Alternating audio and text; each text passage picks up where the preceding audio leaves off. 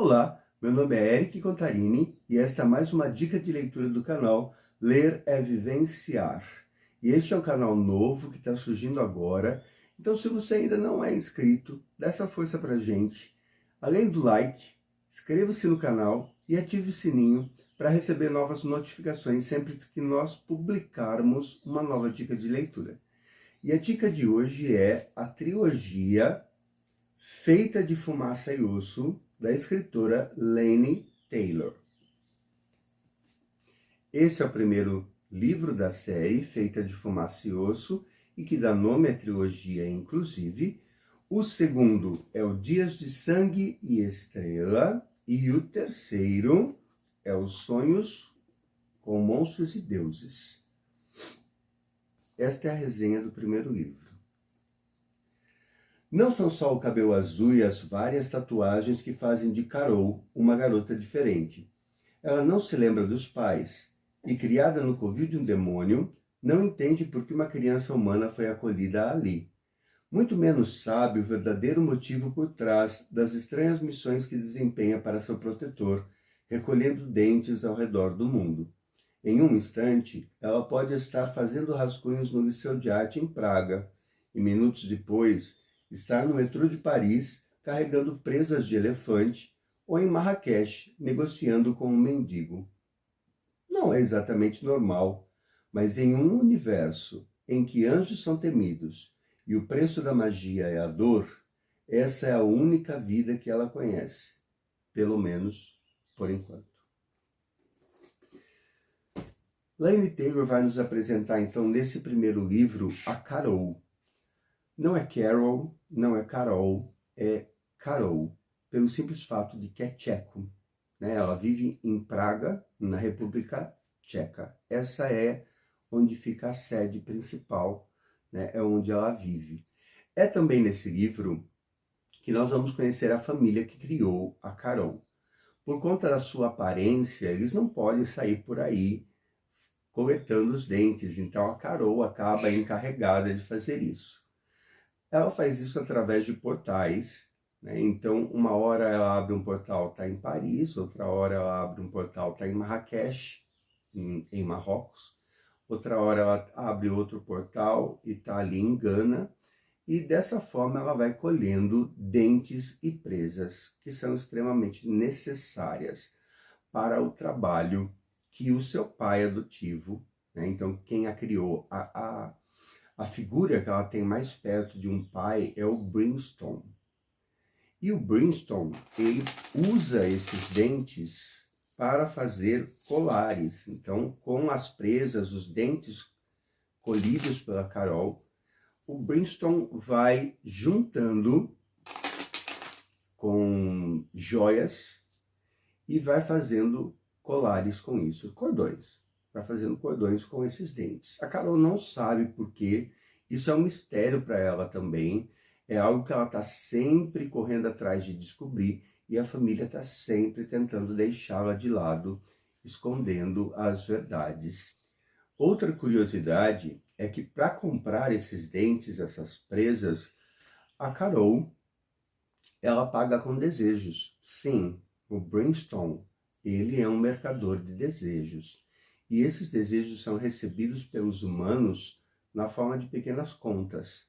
Contas que a Carol leva na forma de pulseiras ou na forma de colares.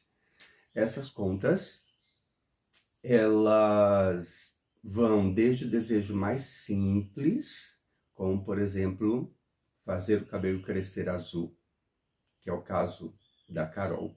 Então, a Carol, ela não pinta o cabelo de azul, o cabelo cresce azul, ela gastou um desejo com esse tipo de coisa, levou um sermão e tudo mais, mas, pô, bem, não é isso que nós vamos discutir aqui agora. Então, esses desejos com os quais ela paga pelos dentes presas são desejos que vão dos mais simples até os mais complexos, e para isso, a dor é o preço. Então, isso você vai descobrir ao longo do livro. Esses portais que a Carol vai utilizar para ir de lugar, de país para país, né, aqui na nossa dimensão, eles vão mais tarde começar a aparecer com marcas de mão. E uma vez que tem essas marcas de mão queimadas nas portas, né, que são usadas como portais, os portais se fecham. Então, aos poucos, esse caminho vai estar fechado para Carol. Carol tem, desde criança, uma Hansá desenhada na mão. O que é Hansá? Hansá é uma mão com um olho no centro. Ela não sabe para que essa Hansá serve. Porém, aos poucos, ao longo do livro, nós também vamos descobrir junto com ela. E, gente, essa é uma trilogia pela qual eu me apaixonei. Eu sou completamente apaixonado por essa trilogia, porque a Laini Taylor, ela traz aqui uma mitologia única, uma mitologia riquíssima, tem muita coisa do original, tá? Tem um clichê aqui, tem um clichê ali, tem um romancezinho no meio, tem, mas o resto é totalmente original. Ela construiu um mundo fantástico em outra dimensão. Tem a nossa dimensão, que acontece aqui no presente, e tem uma outra dimensão, um outro mundo, e que ela construiu com maestria, com originalidade, e que eu amei de paixão. Nós vamos ter, então, 3 espécies diferentes. A espécie humana, que está restrita aqui à nossa dimensão, e na outra dimensão nós vamos ter as quimeras e os anjos. As quimeras, veja bem, não é nem a quimera biológica, cuja foto vai estar aqui, nem é a quimera mitológica grega. Então, na mitologia grega, a quimera é uma mistura de animais. Então, foi aí que a Laini Taylor pensou a sua ideia, mistura de animais. No entanto, na mitologia grega, está restrito a um animal, que é parte leão, parte cabra e parte serpente. Aqui, a Laini se liberou. Também não são as quimeras que adornam a parte de cima das catedrais, como a gente vê lá em Paris, na Notre-Dame. A Notre-Dame tem quimeras. Ah, mas não são gárgulas que tem em cima da catedral?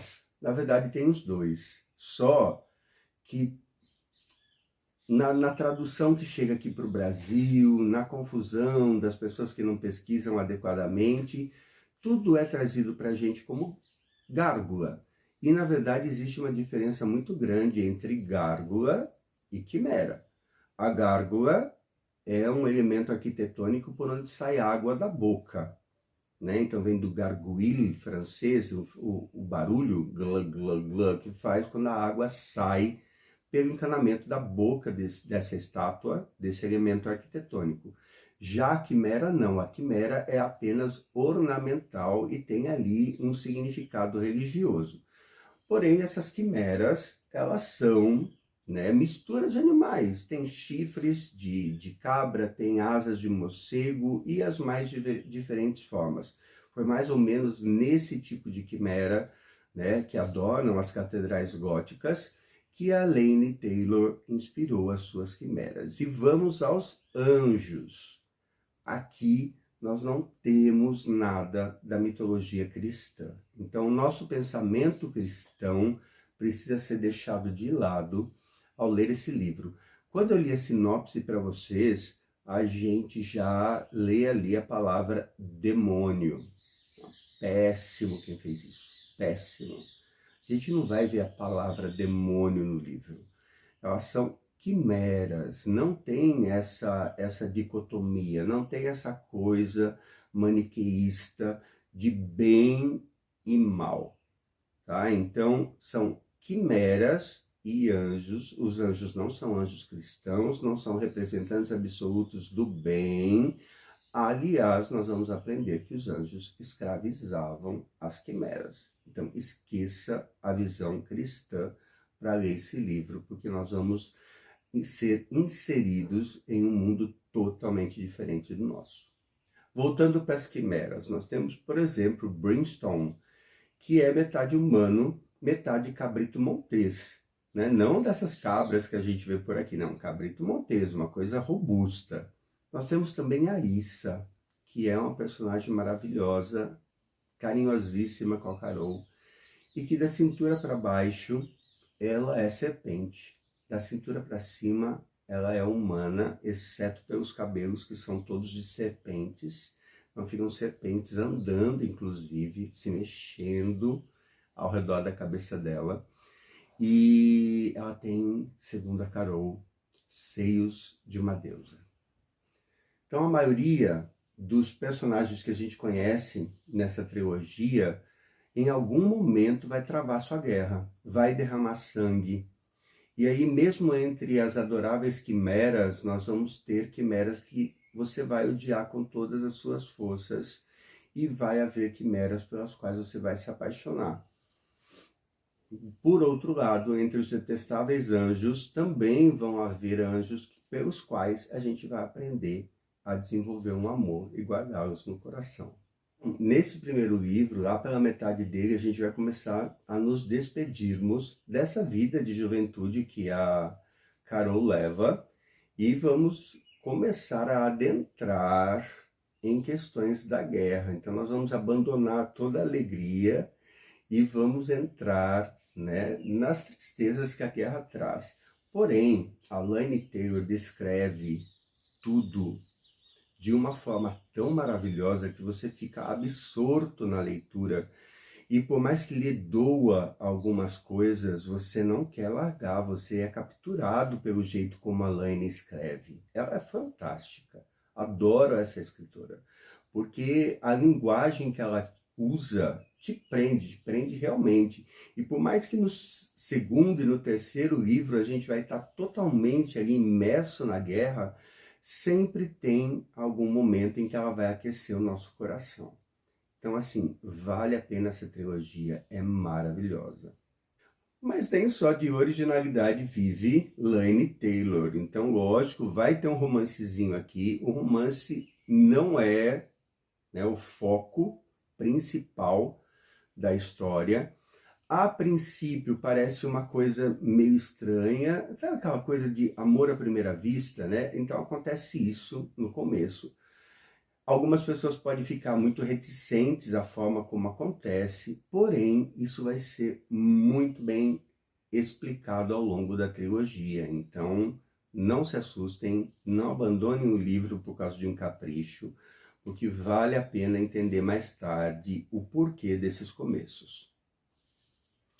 Além da Susana, do Mickey, que é o seu namoradinho, e da família de quimeras, nós vamos conhecer também o Akiva. O Akiva é um anjo, e é um pouquinho difícil gostar do Akiva nesse início, porque ele é um dos soldados do exército de Serafim, e ele tem tatuado por todos os braços risquinhos, sabe, 5 risquinhos e um sexto cortando. Então, o braço dele é todo tomado, os braços são todos tomados desses risquinhos que vão nos dizer o número de quimeras que ele matou nessa guerra. No que diz respeito a Carol, ela não é uma pobre mocinha inocente. Desde cedo, Brimstone fez com que ela aprendesse artes marciais, então ela sabe se defender muito bem, inclusive com armas brancas. E também não é aquela personagem fodona que detona tudo. Não, em muitos momentos ela vai precisar sim de ajuda, ela vai precisar dos seus amigos humanos, ela vai precisar de amigos entre as quimeras, ela vai precisar de ajuda, porque essa guerra não é fácil. E quando se trata da ajuda de humanos, ela vai ter a Susana e o Mick, que são aqueles amigos, assim, sabe aqueles amigos perfeitos que você quer guardar no coração, trancar e jogar a chave fora? São os dois. Eles vão ser essenciais para que a Carol mantenha a sanidade enquanto ela tenta salvar a existência das quimeras. No segundo livro da série, nós vamos ver a Carol, né, deixando então aí a sua inocência completamente. Ela vai ficar imersa na guerra, ela vai aos poucos se transformar na última esperança das quimeras. E não, ela não é a escolhida, não tem nada a ver com isso, mas tem a ver com conhecimento. Só ela tem um conhecimento necessário para lutar contra os anjos, e neste caso, conhecimento é poder. A genialidade dessa história é que, apesar de haver tanta guerra, tanto sangue, tanta violência, a escrita da Laini Taylor faz com que você se apegue aos personagens, você se apaixone pelos personagens e esteja o tempo todo torcendo por eles, esperando que a coisa acabe bem. Uma outra coisa muito interessante que a Laini faz é inserir o leitor em cidades às quais nós não estamos acostumados a ver em livros, né? Então, quando a história está se passando nessa dimensão, ela vai nos apresentar Praga, que é onde Carol vive, né? Então, é muito legal, conforme ela vai descrevendo Praga, você entra no Google Imagens, você vai ali colhendo as imagens, principalmente da Ponte Karlov, né? Na Ponte Karlov, a Zuzana, por exemplo, ela vai trabalhar ali, um dos trabalhos dela é com marionetes, e marionete é uma tradição muito grande na República Tcheca. E além de Marrakech, tem mais um cenário em Marrocos que a Laini Taylor vai nos ambientar, que é uma Casbah. E por mais que a Laini Taylor tenha descrito a Casbah com todos os detalhes, para mim ficou um pouco difícil entender o que era uma Casbah. Aí quando eu fui para Marrocos, eu tinha a intenção de conhecer uma Casbah. Então, assim, como eu ia dormir uma noite no deserto do Saara, eu fiz questão de pegar uma excursão que incluísse, né, uma passagem por uma das Casbah mais importantes de Marrocos. E aí, consequentemente, eu pude finalmente entender como é uma Casbah. E eu vou deixar as fotos aqui ao lado para que vocês tenham isso mais em mente, né? Seja uma coisa mais fácil de vocês imaginarem quando estiverem lendo essa trilogia. E aí, meus queridos, se você já leu essa trilogia, conta aqui embaixo se você gostou ou não. Se você ficou com vontade de ler, nos conte também. E é aqui que eu me despeço de vocês. Sim, vale a pena. Não deixem de ler.